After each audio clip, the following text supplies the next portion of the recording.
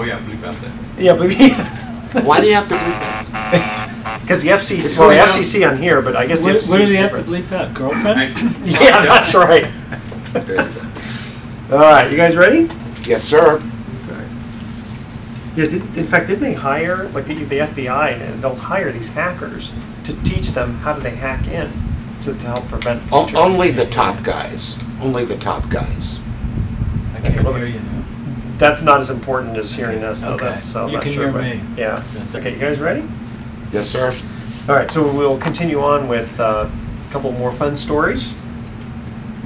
Absolutely. Absolutely, okay. So I wanted to talk a little bit about the collateral consequences. Are we on now? No, we're not on yet. Yeah, we're not on now. We're not on yet. It's got to do But- that. okay, 5, 4, but 3, 2, okay. 1. Okay, It's got Alright. to but that's lead good. you in. Okay, so let me go back to the question here and see if you guys know it.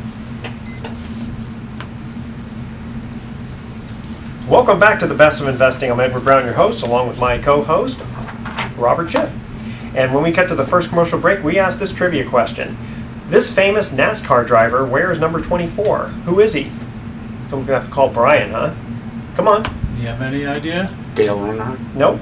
Yeah, I would say somebody who's probably no longer racing. No, he's racing. AJ? No. Okay. Jeff Gordon. I know you've heard of him. Yeah. David, Yes. continue on. You had some great stories for us. I wanted to talk a little bit about insurance stings.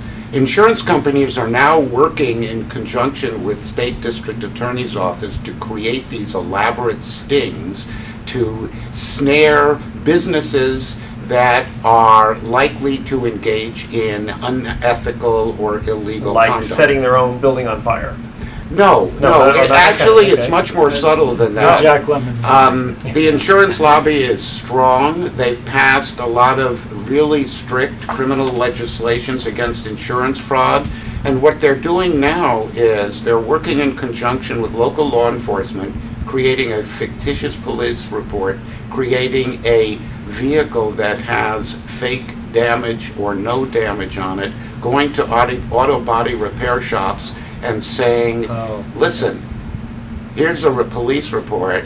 It's not really true, but I'd like you to file or help me file an insurance claim for the damage to the car, but it wasn't really caused by this incident. Wait, so they're trying to nail the auto body shops? in that Right. case? Now- So they can create the entire scenario and engage someone to, with their coercion, do something Right. that's Isn't that illegal. entrapment? I mean, No, that's- entrapment this is not entrapment. This is taking a legitimate business and actually creating a crime from start to finish.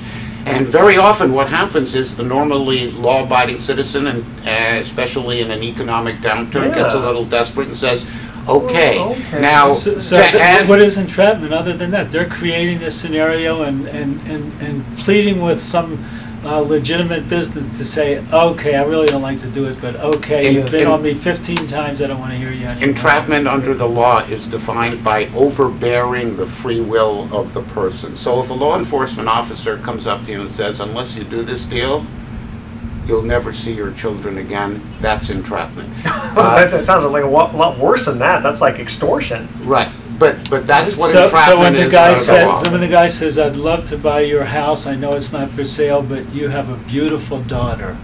Right, that's entrapment. Okay. There you go.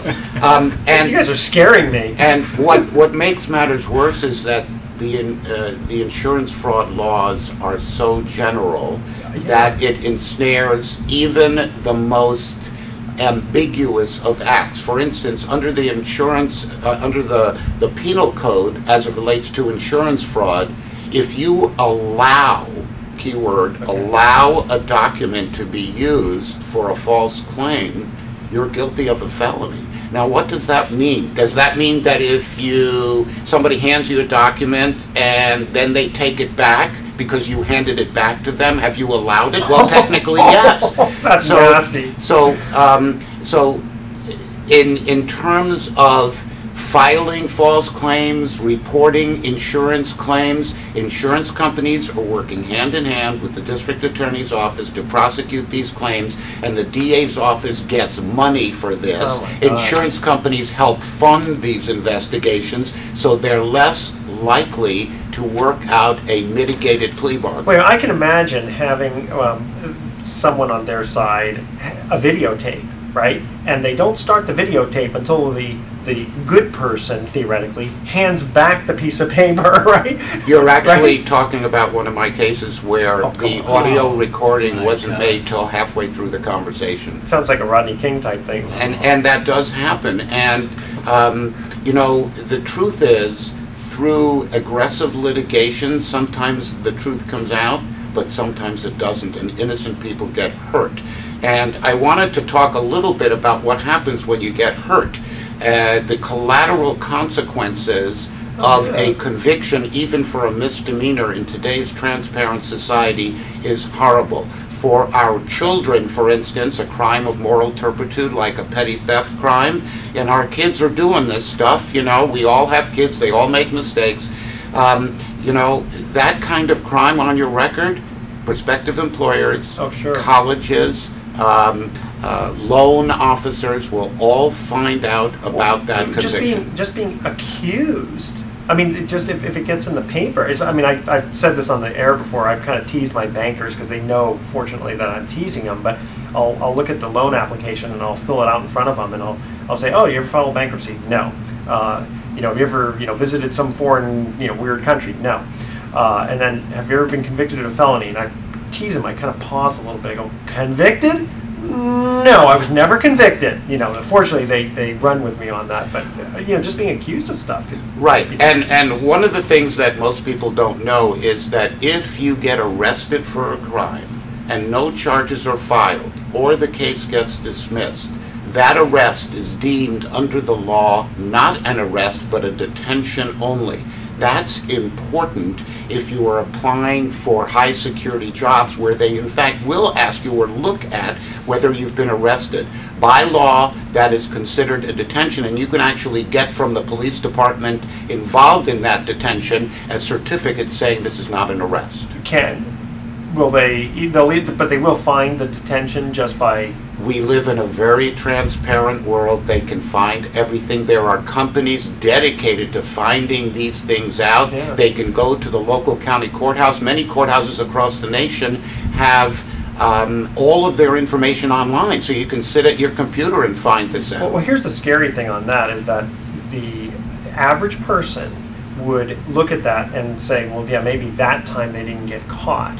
But it's sort of like, in a sense, kind of like when people look at the deaths, not everybody, when some people look at the death penalty, right? And they say, okay, well, that person, ooh, scary, shouldn't be put to death. A lot of people look at it and go, yeah, he didn't get caught maybe for that crime, but he probably did a million other ones that he probably should be put to death for. But like in this case, for a detention situation, the average person might go, yeah, but why were you even detained? Right.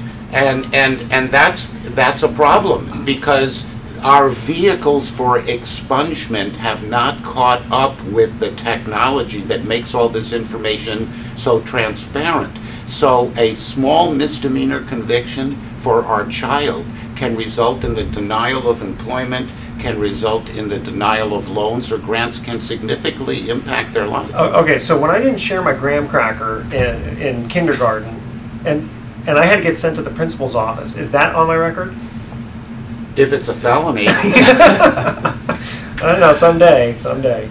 So I wanted to close out with what happens when, God forbid, you need to hire a criminal defense lawyer. Most people don't know what to do. Most people have had no contact with that world, a world that, those of us who live in are familiar with and everybody else is not. Okay, I'm guessing the first thing that the average person would do would be to call whatever attorney they usually deal with. It could be a business law, right? Isn't that?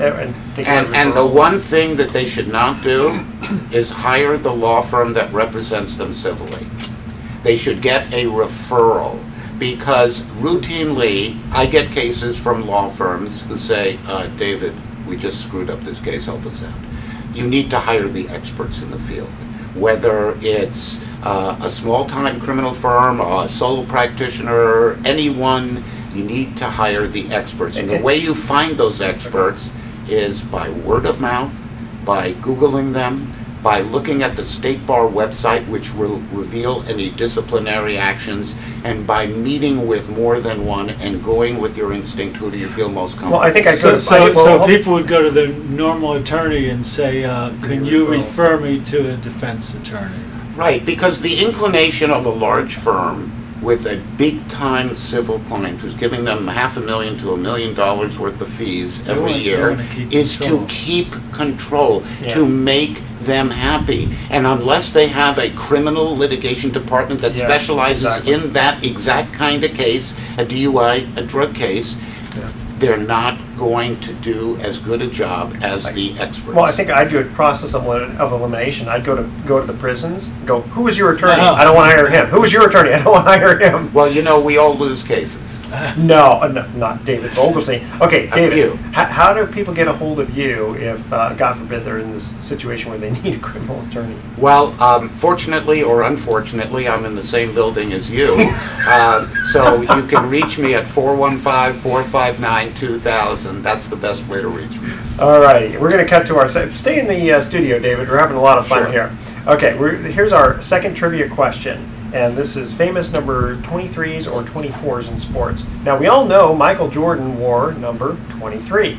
But what other number did he wear for a season? Ooh.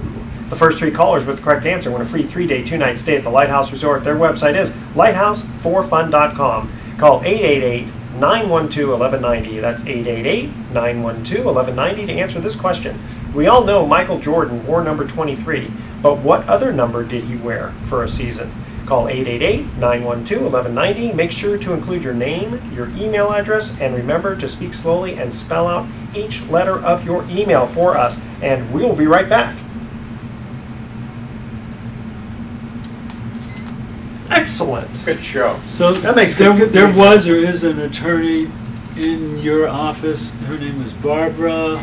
I can't remember. It was years ago. I can't remember. Is that an Italian name? Why would anyone divorce you? Come on.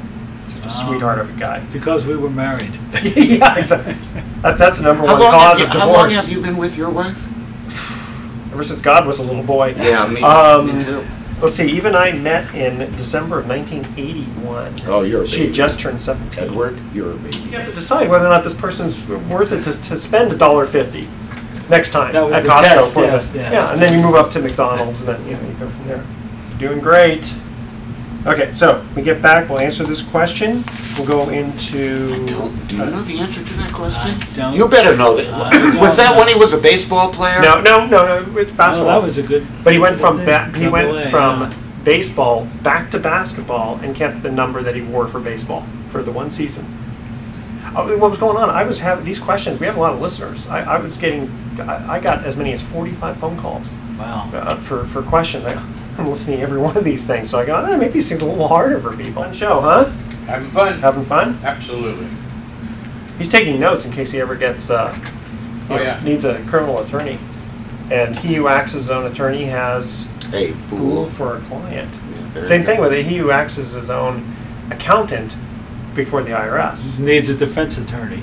Well, listen, I've been audited. Yeah, I've been audited twice, and I purposely, even though I'm an expert in that area, didn't want to represent myself. Because when I'm representing somebody else, my emotions aren't involved. I don't care. It's your money, not mine. Yeah. But when it's my money, it's like,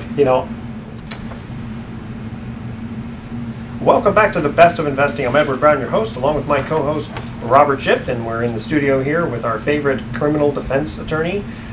You're a defense attorney, right? Only. Only. I was going to say, if you're an attorney, otherwise you'd be a prosecutor. Okay.